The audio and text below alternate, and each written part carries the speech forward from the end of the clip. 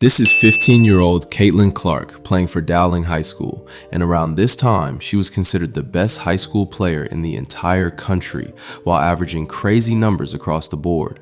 But despite getting all the media attention, awards, and accolades, some people still ain't buying that she's the real deal. And in case you're wondering, I'm talking about these kinds of people. I mean, imagine this. You're the #1 hooper in the nation, just barely past puberty, and you're so good that you already have a small army of haters trying to get into your head. Now, most teenagers would have succumbed to the pressure and probably would have already messed up their game if this had happened to them. However, the young CC is built different. On the very first possession, she zigzags her way through the basket, and check out the reaction of this guy, just cowering in shame.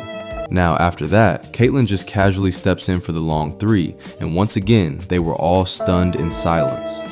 Bucket after bucket. Swish after swish. And when it's all said and done, the 15-year-old Caitlin just dropped 42 points to shut up the heckling haters. Hello, darkness, my old friend. I mean, when Kobe Bryant was an 18-year-old rookie, he didn't have that Mamba mentality in him yet. Meanwhile, Caitlin Clark was out there looking like a stone-cold killer at just 15, while most kids her age were just figuring out how to drive. See, that's what happens if you mess with Caitlin Clark, and if she could do this at a high school level, what more from the pro level? May 11th, 2025. It's the Indiana Fever versus the Atlanta Dream in a preseason affair. There's really nothing much going on in the game as both teams are feeling it out and gearing up for the season. Until this happened. The jersey is Chatoya Walker-Kimbrough. So as Caitlin drives to the rim, Rhyne Howard hacks her across the face and gives her a cold death stare while she's curled up in pain. Despite getting clocked hard, CC still ended up with 13, 7, and 6 while the Fever took home the preseason dub. Now, although she wasn't able to get back at Howard, the revenge happened on their next encounter during the regular season. I mean, right from the jump, Caitlin scores an and one on Howard off the wrong foot.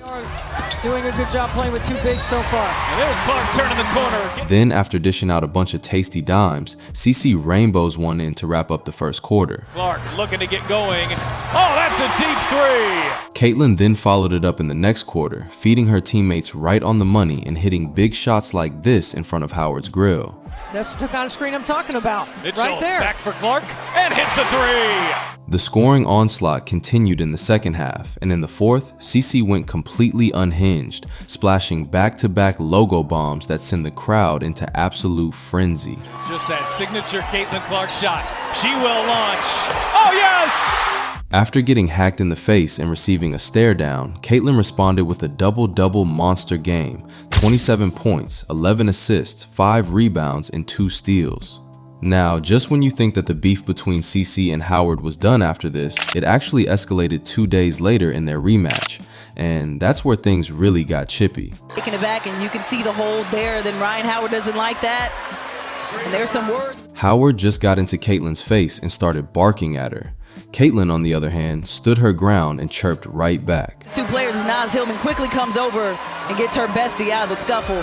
The intensity picked up after that moment, and in the third, Howard would get some big help that would send CC a strong message. Offensive foul on Brittany Griner. It looked like she was pretty annoyed with. Brittany Griner elbowed Caitlin in the face as she was curling the screen. It was her 5th foul of the game, forcing her to sit on the bench and say not so good stuff about CC out of frustration. No more saying cuss words! Now, despite making enemies on 2 fronts, Caitlin stayed in the game, and in the final stretch, that's where Caitlin took over. I mean, she just put Rhyne Howard in a blender with this move. Rhyne Howard, Caitlin Clark finding a way to miss. And then, with 3 minutes to go, she fished for a foul and got 3 free throws, got a huge stop against Howard, and she delivered the assist that iced the ball game. Stops on the dime, looking to pull up, finds Aaliyah Boston, who gets the... Though CC didn't put up eye-popping numbers, she clearly had Howard and Griner's numbers, but more importantly, she proved that she was the best player on the court by making those crucial plays in the end. Well, speaking of being the best player, there's one legendary coach who thought there was someone actually better than Caitlin when she was still playing in college. We have the best player in America. And, just saying that because the numbers in this world of analytics, the numbers say that she is.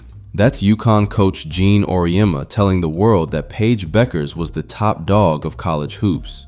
Well, I have no problem backing your own players. However, he said those statements during CeCe's final year at Iowa, and if we're going to take a look at the head-to-head matchup of CeCe and Paige, there's no question that Caitlin is way better across the board in terms of numbers and analytics that he was mentioning.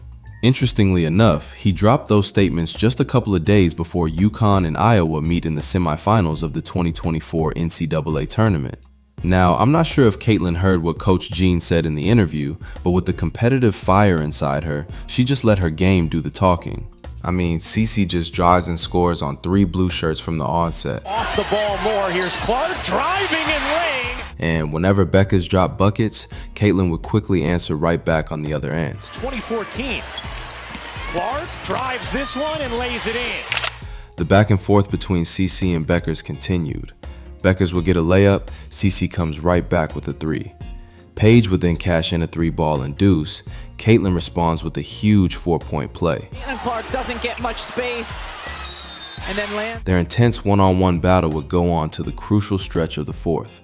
And as the game went down to the wire, it was Caitlin who bagged the dub by hitting this free throw and ricocheting the ball off Bueckers' leg so that the remaining time would trickle fast. She flirted with a triple-double of 21 points, 7 assists, and 9 rebounds, but on top of that, it's CeCe and the Hawkeyes who marched on to play in the national championship.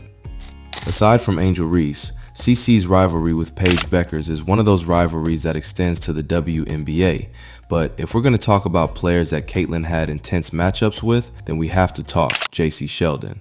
But unlike Paige, Jacy is more physical and feisty, and there's actually one time back in college where CeCe and Jacy almost went at it on a loose ball. Scramble, tied up, Sheldon, Clark. Caitlin never had the chance to get back at Jacy after that scuffle, but the perfect revenge opportunity came on Caitlin's WNBA preseason debut versus the Dallas Wings. So after opening the game with back-to-back triples, Caitlin was matched up with Jacy at the top of the key, and here's what happened. Not only did she drop Sheldon on the floor, but CeCe also laced a 3-ball along with it.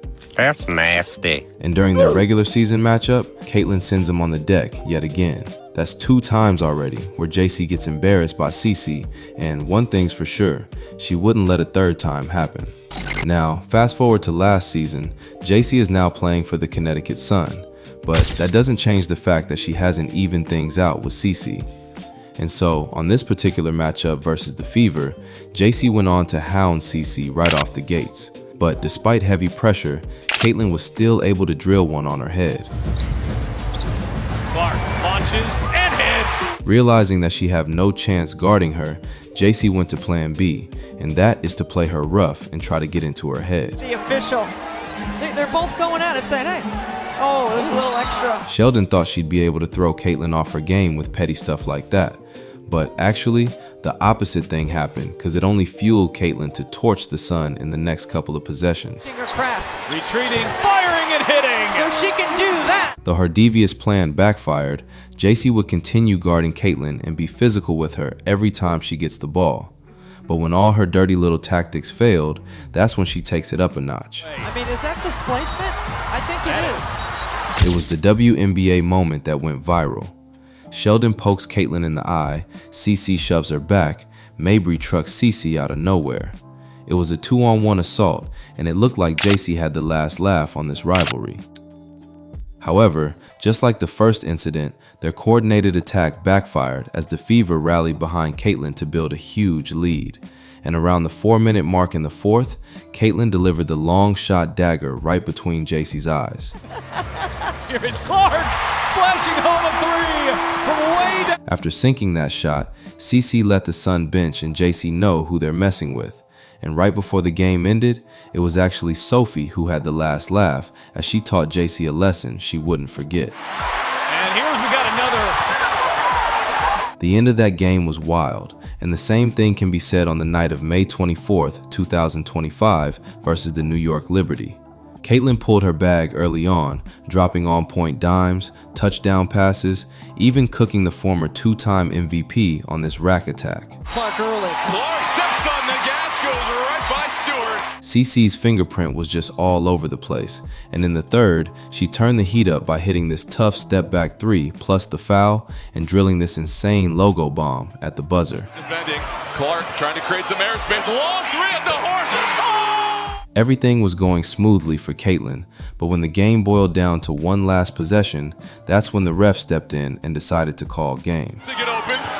1 second left. Clark doesn't get the shot off. Now, this could have gone either way, but Cloud definitely made some contact as CeCe was about to fire a shot. So that was basically it for that game. And so as for CeCe, as she was sidelined for almost a month due to injury. But see, revenge has its weird timing. And it wasn't until the 14th of June that she was able to suit up again. And guess what? It's on the same floor against the same team that she played with the last time around. And knowing how their last encounter ended up, Caitlin wasted no time in serving revenge. CeCe was unstoppable, and right before the first quarter ends, she unleashed not just one. Cunningham is down behind the play, not two, but they've got Caitlin Clark. But 3 consecutive triples to send a message. Clark, another long three. The Iowan phenom just kept pouring it in the next quarters, and when she's not dropping buckets, she's dropping crisp passes to get her teammates involved. And just like in the previous game, she cooked Breanna Stewart once again, but this time in a more spectacular fashion. And then steps back with the three over Breanna Stewart. The one-woman scoring madness of CeCe continued in the second half, and in the end, the Fever slayed the former champs with Caitlin delivering an absolute masterclass in her return. 32 points, 9 assists, 8 rebounds while sinking 7 three-pointers. Well, that's about it for today's vid, and if you enjoyed seeing Caitlin serving cold-blooded revenge on her on-court rivals, please do give this video a thumbs up and make sure to subscribe to this channel for more CeCe content. Until then, this has been the Hoop Doctor, and catch you next time.